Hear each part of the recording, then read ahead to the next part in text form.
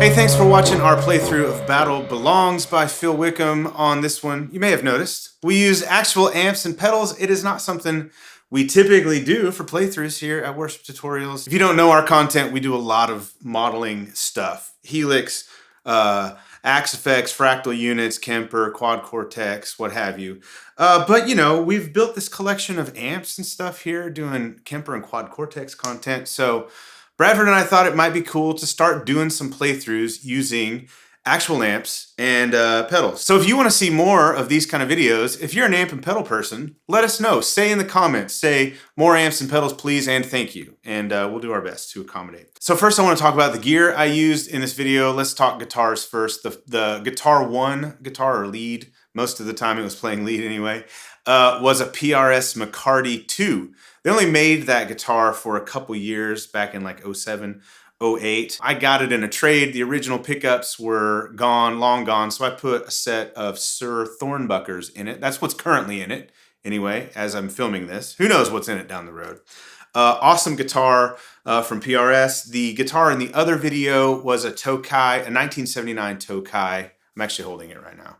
Tokai Les Paul Reborn with Doyle Coil Tru-Clone pickups, PAF pickups in it. Okay, so the amps that I used, they're over here, was a dual amp setup, a Matchless Chieftain, and a Cat Cub III 40. Now I ran those amps into load box attenuator type things. So the Chieftain was running into the UA aux, and on the aux I was using like the AC30 Silver Bell speaker modeling. The Bad Cat was running into a Two Notes Captor X, and in the Captor we loaded the Worship Tutorials IRs of that Bad Cat cab that went with the amp, so it was like running the amp through its own cab in that situation. And then pedals. So to get the tones on this, the compressor, I got the pedal board right in front of me. So for compression, I've got the Empress Comp Mk II. It's an 1176 style compressor. For drive, for this song, I used the Analogman King of Tone and the King Tone Duellist. King of Tone and King Tone. King Tone Duellist. King Tone is the brand name for the Duellist. Most of the time I use just the low gain side of the King of Tone and the 808 side of the Duellist, but for some of the bigger tones with the PRS, I kicked on the Blues Breaker side of the Duellist as well, so all three of those drives being stacked together. H9 was covering some modulation and some shimmer, so chorus in certain parts and then shimmer for the swells. Boss DD500 for all of the delays.